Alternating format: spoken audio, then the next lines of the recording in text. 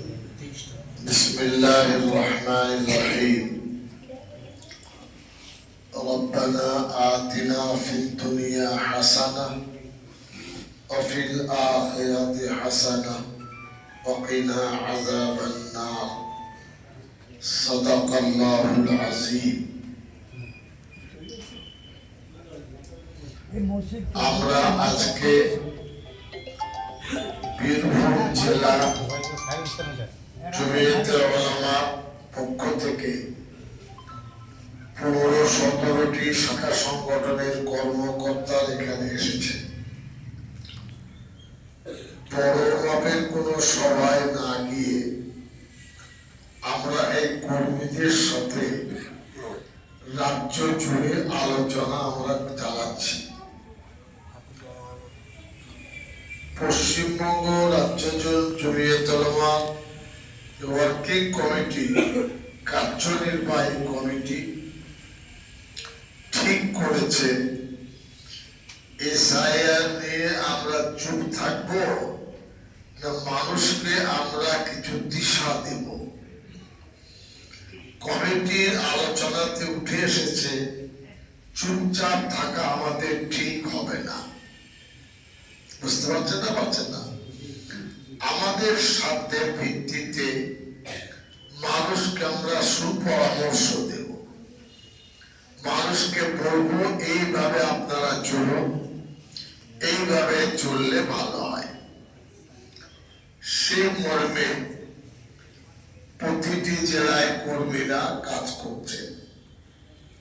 আমি গতকাল সকালবেলায় 11টার দিকে হাওড়া জেলার শ্যামপুর বাগনানের কাছে কর্মী সভা করেছি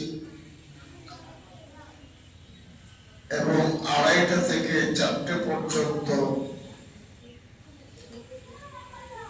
মেদিনীপুরের কোলাঘাটের কাছে স্টার ভিলেজে পশ্চিম পূর্ব মেদিনীপুর আর ঝাড়গ্রাম তাদের সাথে আমরা আলোচনা করেছি।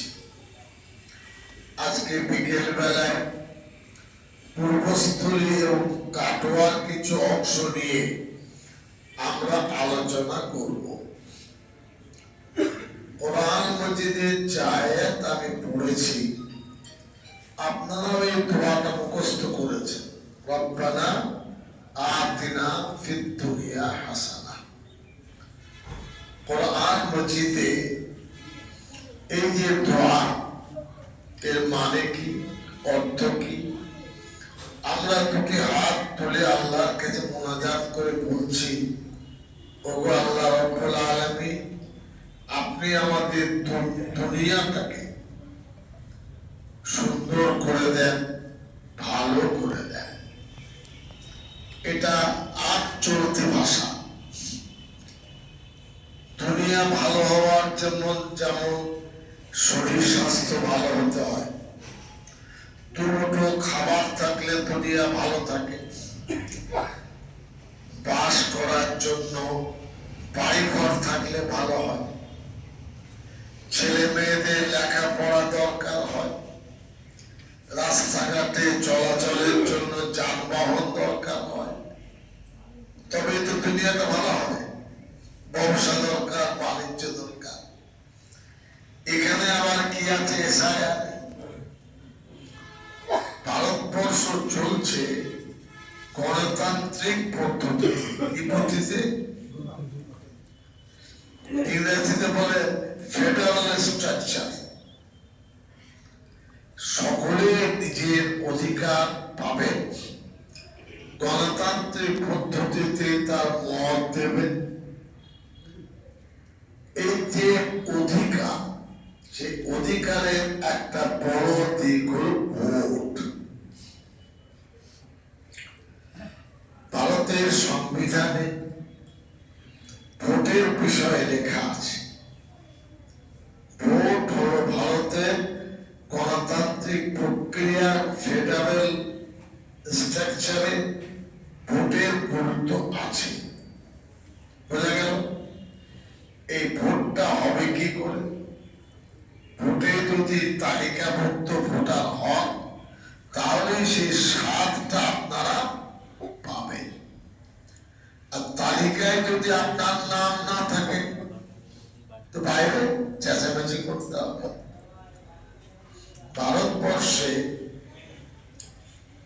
12টি রাজ্যে পশ্চিমবঙ্গ, উত্তরপ্রদেশ, মধ্যপ্রদেশ, তামিলনাড়ু, কেরল, গোয়া, লাক্ষাদ্বীপ, এইরকম 12টি রাজ্যে এই নিবিড় ভোটার তালিকার কাজ চলছে। আন্দামান দ্বীপপুঞ্জ, নিকোবর, সেখানেও এই ভোটার তালিকাকে নিয়ে বিজেপির উৎসাহ খুব বেশি। উৎসাহ দরকার ছিল নির্বাচন কমিশনে। বিজেপি চাচ্ছে কেন? বিজেপি চাচ্ছে এক ঢেলে দুটো পাখি মারতে। একটি পাখি হলো ওই ভোটার তালিকায় নাম, আর একটা পাখি হলো আমাদের মুখ্যমন্ত্রী মমতা ব্যানার্জি বা এর দলকে কি করে ধাক্কা দেওয়া যায়। তার দুটো লক্ষ্য নিয়ে বিজেপি, তার ঠেকানো দরকার নেই। নির্বাচন কমিশন যেটা করবে করবে, কিন্তু তারা ফায়দা তোলার চেষ্টা করছে। এই সন্ধিক্ষণে আমাদের কর্তব্য মানুষকে পথ দেখানো, মানুষ যাতে বিভ্রান্ত না হয়, ভয় না খান এবং আতঙ্কিত না হয়। বোঝা গেল? আপনারা সবাই জানেন এই ভোটার তালিকা করবে কে? তার নাম হলো, মানে অলংকারিক নাম হলো BLO, ব্লক লেভেল অফিসার। একে দায়িত্ব দেওয়া হচ্ছে এক একটা বুথে 700 ভোটার কে 800 ভোটার কে 900 যাই আছে, তিনি বাড়ি বাড়ি গিয়ে 3 বার যাবেন। কবার? বারবার বলছে। গেছে কিনা আমি জানি না, কিন্তু যেটা বলা হয়েছে আমি সেটা বলছি। যদি না যায়, কৈফিয়ত নেওয়ার দায়িত্ব হবে আপনার। বুঝা গেল? আপনি যদি কৈফিয়ত না নেন, আমি দিলে হবে না। বাড়ি আপনার, ভোটার আপনি, পরিবার আপনার। আনিস সাহেব ভাই দিলে কিন্তু হবে না। আমি বোঝাতে পারছি আপনাদেরকে। গত 4 নভেম্বর শুরু হয়েছে, ডিসেম্বরের 4 তারিখ পর্যন্ত এটা চলবে। আজকে হলো 23 তারিখ, হাতে আর 10 দিন। আমরা চাচ্ছি কেন? এই 10 দিনের বাইরে আমি যদি 20 দিন বলি, এটা কিন্তু আমার ক্ষমতা নেই। এটা নির্বাচন কমিশন অটোনমাস বডি, বিজেপি তার পিছনে আছে। তো এই 10টা দিন যেটা হাতে আছে, কোনোভাবে সেটা অবহেলা যাতে না হয়। বুঝাতে পারলাম?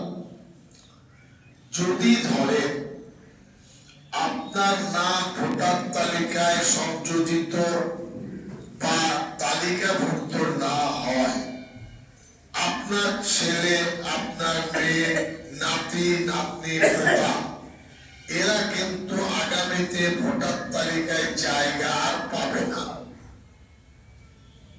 বুঝতে পারলে না? যদি এখানে ছিটকে পড়ে যায়, আপনার নামটা যদি বাদ যায়, কারো ক্ষমতা নেই নির্বাচনে সেই নামটা ভোটার তালিকায় ঢোকাবে। এখন যে সময়টা আছে, সময় পার হলে আর কিছু হবে না। হাতে আর 10 দিন। আমি মনে করি, আমিও যেহেতু সরকারে আছি, আমাদের কর্মীরা কাজ করছে, এতে কোনো সন্দেহ নেই। কিন্তু এই কাজে কেউ যেন বাদ না যান। 2টি ভোট পাবেন, যে ভোট, একটি